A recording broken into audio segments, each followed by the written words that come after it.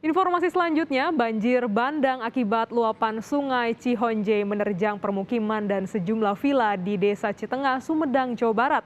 Akibatnya, saudara, sejumlah rumah warga rusak dan bahkan seorang wisatawan dilaporkan hilang terseret banjir bandang.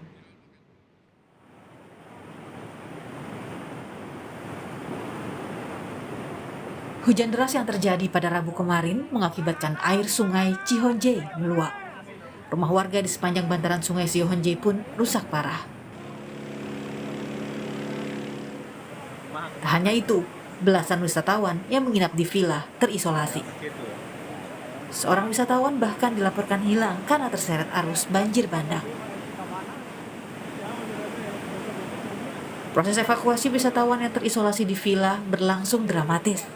Arus banjir yang deras membuat petugas kesulitan melakukan evakuasi. Para korban harus menggunakan tali untuk menerobos derasnya arus banjir. Total ada 40 warga dan 18 wisatawan yang berhasil dievakuasi tim SAR.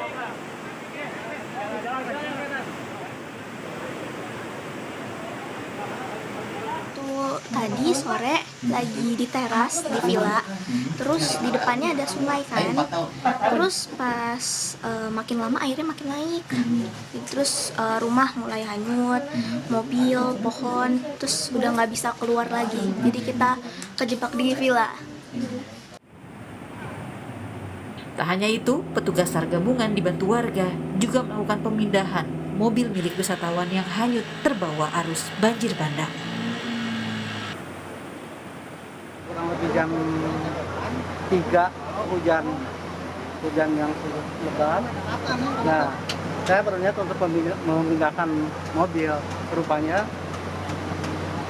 air sudah besar dan mobil sudah hanyut. Tanggul di Bapak pernah lihat kan, tanggul yang di sana kan itu jebol.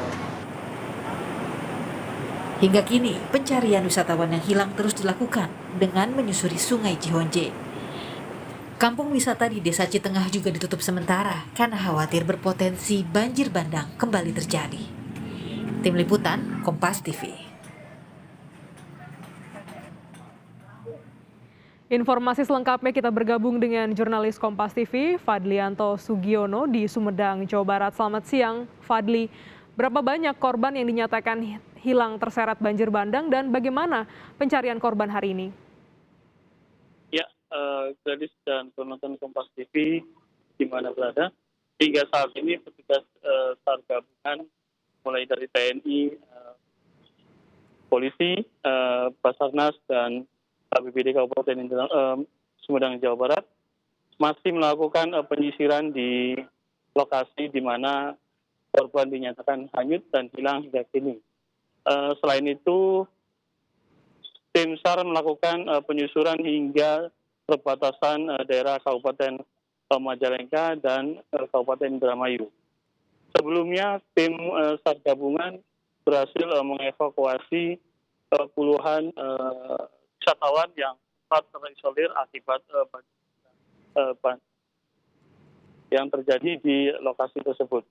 Untuk lokasi objek wisata di Citengah, Kecamatan Sumedang Selatan, sejumlah wisata dilakukan tutup sementara karena khawatir akan terjadi banjir bandang susulan.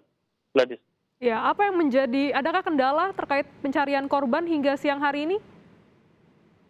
Informasi yang kami dapat dari Badan Penanggulangan Bencana Kabupaten Sumedang belum